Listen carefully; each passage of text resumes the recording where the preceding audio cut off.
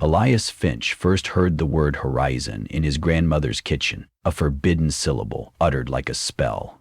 He was 6, his palm sticky with syrup, when she leaned close and whispered, "It's the place where the sky and the earth shake hands."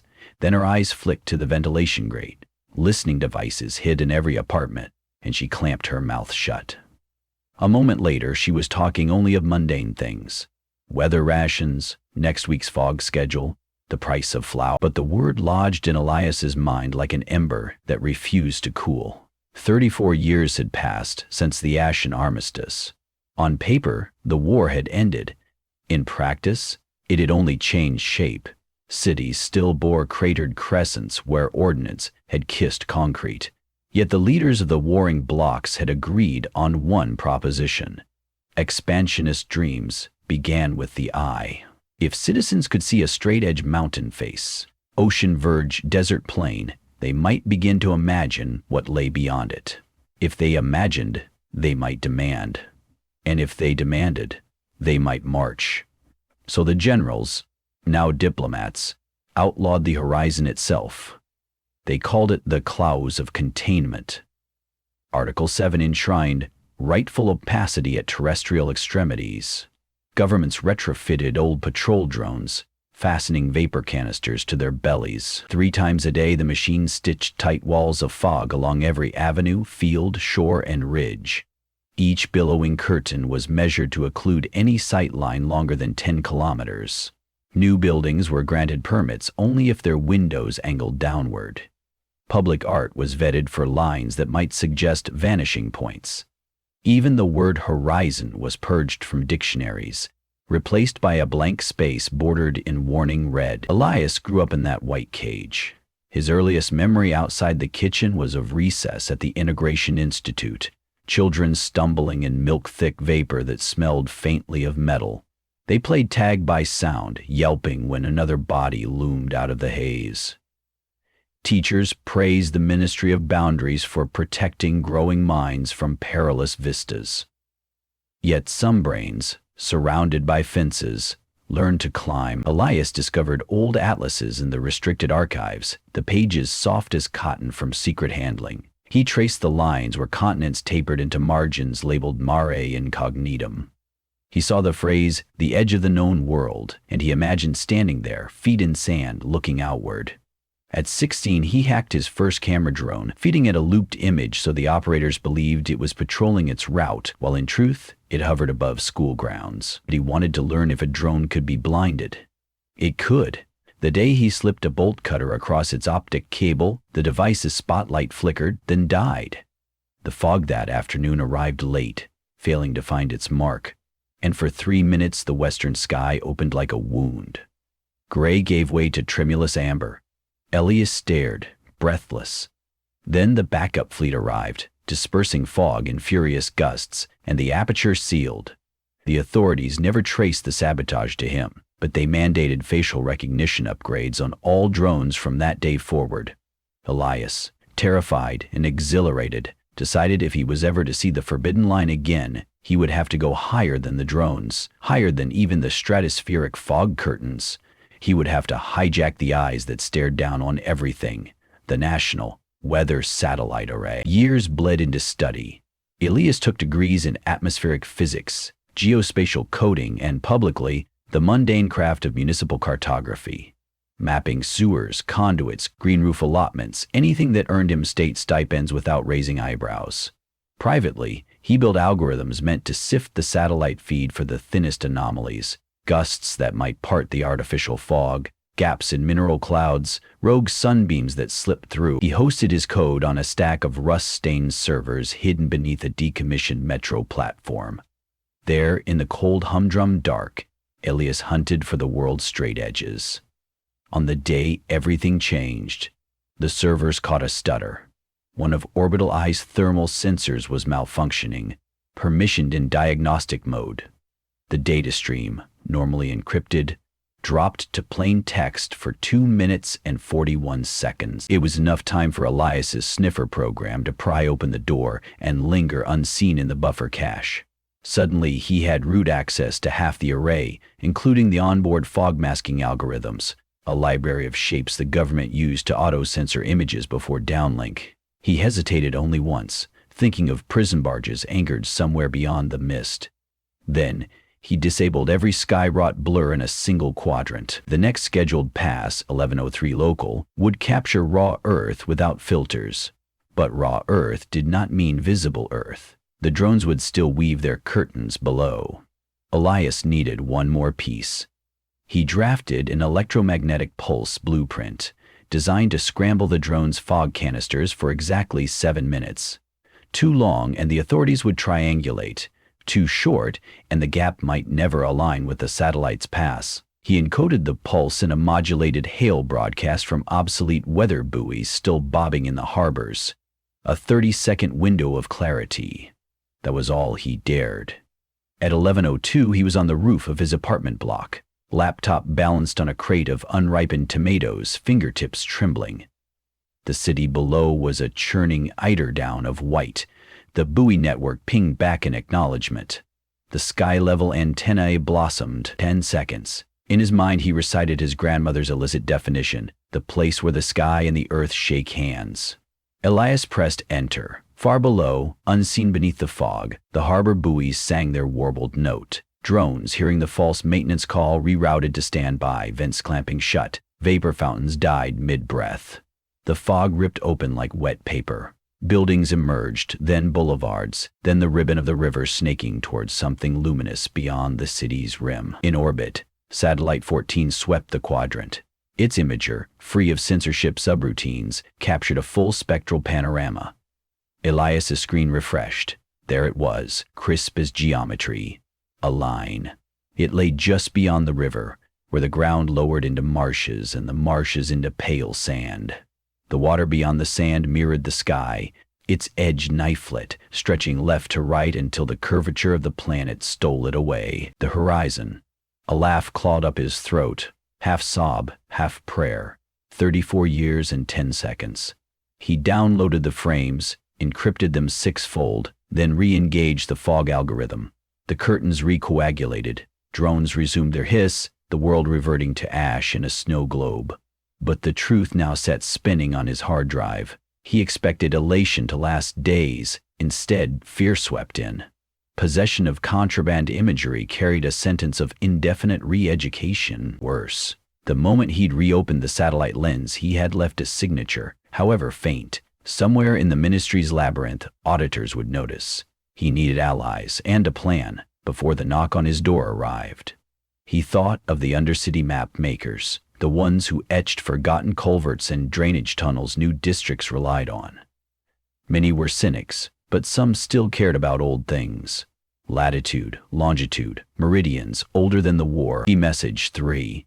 Sima Yao, vector graphics savant. Hector Greaves, collector of defunct compasses, and Mira Calder, the only person alive who could fold a map so the prime meridian kissed the international dateline without tearing the paper. If anyone would risk everything for a forbidden coordinate, it was them. They met in an acoustic shadow beneath Bridge 19, rainwater dripping between rivets like a metronome.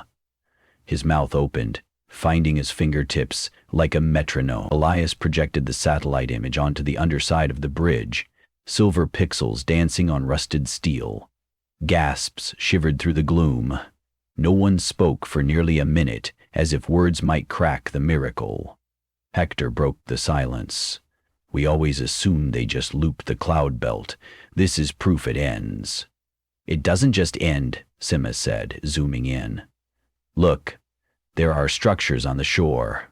Old defenses? Observation towers? Mira tapped the image. They look unmanned. If the government feared infiltration from the sea, there'd be guard lights. Instead, nothing. Maybe they trust the fog alone. Elias knelt. We need physical verification. A cartographic traverse. Sima whistled. You want to walk to the water's edge and back? Patrols will be thick after this breach. We won't walk, Elias said. We'll sail.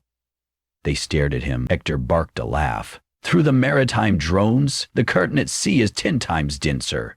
Only where traffic lanes exist. Elias produced a supplemental image. Polar thermal overlay. North of the estuary, there's a gap 3 kilometers wide, low traffic, low sensors. We build a vessel small enough to be missed, quiet enough to pass sonar. Mira frowned. What about return? Even if we reach the horizon, coming back undetected doubles exposure, Elias swallowed. We don't return undiscovered. We return undeniable. We livestream the whole voyage through weather satellites. I've already scripted the relay. Once out there, the world will watch. Silence. Then nods, slow, heavy with awareness of cost. They drafted within the bridge shadow until dawn. Materials list, route, contingency codes. When they parted, it felt less like farewell and more like the pause between breaths. Construction took 3 weeks.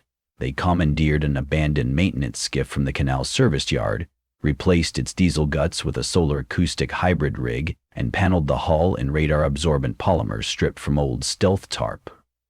SEMA coded a mimic program so the vessel's sporadic pings registered as floating driftwood markers. Hector repurposed sextants into directional antennas. Mira stitched paper charts onto waterproof vellum, each sheet annotated with projected fog thickness, drone orbits, and microtidal flux. The night before departure, Elias visited his grandmother's grave. He set a pebble on the headstone, an old traveler's sign meaning the path continues. Under his breath, he recited the definition she had given him. It no longer felt illicit. It felt like a benediction. They launched at civil dusk, sliding beneath a sluice gate that yawned open for routine water release. The river carried them silently past rows of warehouses, their rooftops lost in swirling white. Above, drones etched new curtains, like bureaucrats drawing lines through text. Elias's pulse hammered. Each hiss of vapor felt sentient, accusing. Hours later, the river widened, the fog thinned, and brine tinged the air. They cut the engine and raised a patchwork sail whose color algorithm constantly shifted, matching ambient light. Dawn's first blush lit the east, but the west remained smudged by the last shreds of ground fog. Beyond that veil waited the long forbidden viewpoint. Mira checked her wrist chronal. First satellite handoff in 4 minutes. A soft chime signaled connection to orbital eye. Elias's exploit ghosted packets through the network, piggybacking on mundane climate telemetry. The feed appeared on a wrist projector, their tiny vessels seen from 500 kilometers up. A silver hyphen on slate water, no censorship bars. The world's servers would mirror the stream within seconds. Anyone who still scrolled illicit channels would witness.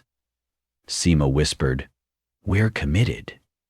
The sea fog parted like theater curtains. Horizon.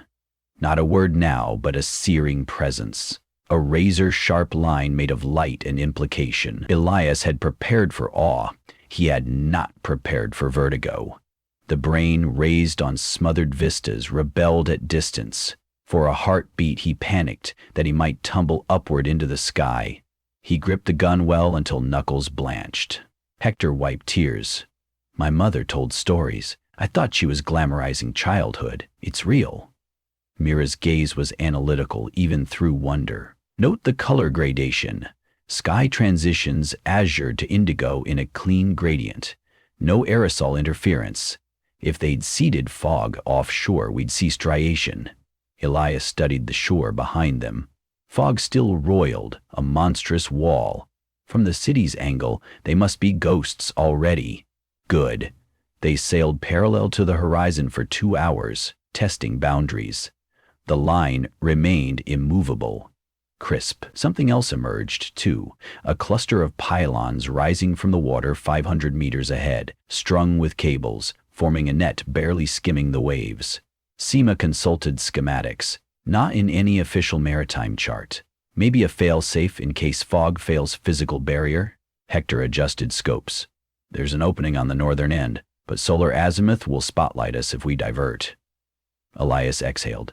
We breach directly. The world's watching. They won't risk shooting live. They trimmed sail and aimed for the narrowest gap between pylons. As they neared, water cannons on automated mounts swiveled, but did not fire. The targeting arrays blinked amber, then idle. Protocol confusion. The vessel lacked identification, yet was no threat signature. They slipped through. Beyond the barrier, the water changed color. Deeper blue, heavy with mineral swells. The horizon brightened, as if distance itself emitted light. No drones here. Wind spoke in full sentences. Mira deployed a hydrophone, recording cetacean clicks the city had never heard.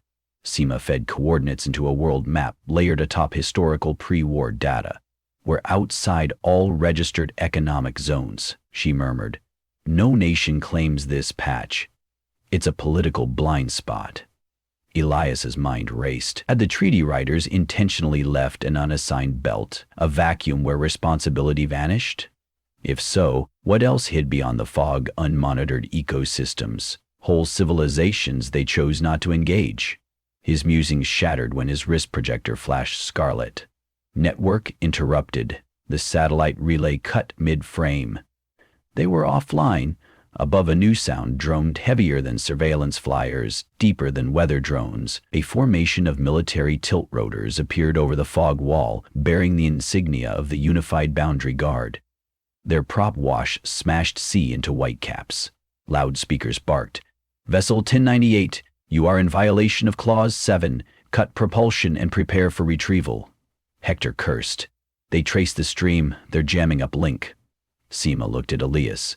"If they capture us, they erase everything." Elias's thoughts sprinted. They had already broadcast for hours. Cassius existed. But if the Guard claimed the footage fabricated, public doubt would follow. They needed incontrovertible evidence no ministry could stage manage. Something physical they could not sanitize. The answer lay all around. Water beyond the fog. Samples containing isotopic ratios absent from the city's reservoirs. Microorganisms undocumented in containment bioregistries. Proof. He grabbed the sample kit, plunged vials overboard, sealed them. Mira unfurled signal mirrors, flashing Morse toward the horizon, repurposed as code. Truth is here. Maybe no one saw, but the axe steadied her hands. Rotors screamed closer. A grappling line whipped from the leading craft, snagging the mast. The skiff jerked, nearly capsizing. Seema lost balance, slammed into the rail. Elias's teeth rattled. He weighed surrender against something darker. A childhood image flared, his grandmother's face as she whispered, "Risk in every wrinkle. Some things you do not betray." He activated the skiff's overcharge function, a failsafe they had never tested. The solar arrays dumped stored current into the propulsion coil, spiking magnetic fields. The hull glowed faintly, instruments screaming. The grappling line's ferrous coupler fused, then snapped. The tilt rotor sheared sideways, rotors colliding with turbulent wake. Alarms wailed. "Now!" Elias shouted. They hurled everything incriminating into a buoyant capsule. Vials, charts, drives. Hector yanked the manual release lever. The capsule shot aft on compressed air, skimming the waves toward the open horizon, broadcasting a low-frequency ping keyed to emergency maritime channels, still monitored by foreign states. A digital message looped within. People denied the horizon, rediscover it, do not delete. The rotors regrouped. Searchlights speared the skiff. Spot gunners aimed but held fire. Command wanted prisoners. Overhead, clouds thickened. A natural front, rare since geoengineering siphoned most moisture into land-bound fog. A rift opened in the clouds. Satellite 14 continuing its orbit, now visible as a silver fleck. Its cameras were likely still jammed, but the symbol heartened Elias. He raised his face to the wind. Mira locked eyes with him. No words were needed. They had come to draw the line. They had drawn it. When the guard roped down, soldiers ringed them at barrel's length. The commanding officer, visor gleaming, spoke through an amplifier. "By authority of the Boundary Accord, you are detained for breach of atmospheric sanctity. You will be returned. The recording devices will be surrendered." Elias almost laughed at the phrasing. At atmospheric sanctity. As if sky were a church. He lifted his empty hands. "Look around, Commander. You can hide the horizon, but you can't erase it. It lives in geometry, in physics, and every mind has ever imagined a straight line. Good luck legislating thought." The commander's jaw twitched, but he signaled restraint cuffs instead of rifle butts. Perhaps he understood some wars require softer optics. Cuffed, Elias watched the soldiers secure the skiff to tow cables. In the distance, the capsule bobbed toward sunlight. A crewman aimed a drone to intercept, but the craft wavered. Range too great, jammers overloaded. For now, it escaped. As they turned back toward the fog wall, Elias felt no defeat. The journey had already multiplied. Somewhere across oceans, receivers would pluck the capsule's ping from static. Scientists would pry open vials and compare isotopes. Cartographers would plot coasts unacknowledged by treaties. Protesters would print the satellite frames onto banners. Children, syrup-fingered like he had been, would ask what line lay beyond the schoolyard's white cloak. Some parents would silence them, but not all. In time, the clause of containment would read like a confession. Those who wrote it feared a single straight edge more than 1,000 raised fists. The drones might keep spraying fog, but the horizon had returned first in pixels, then in rumor, and now in memory. That was enough.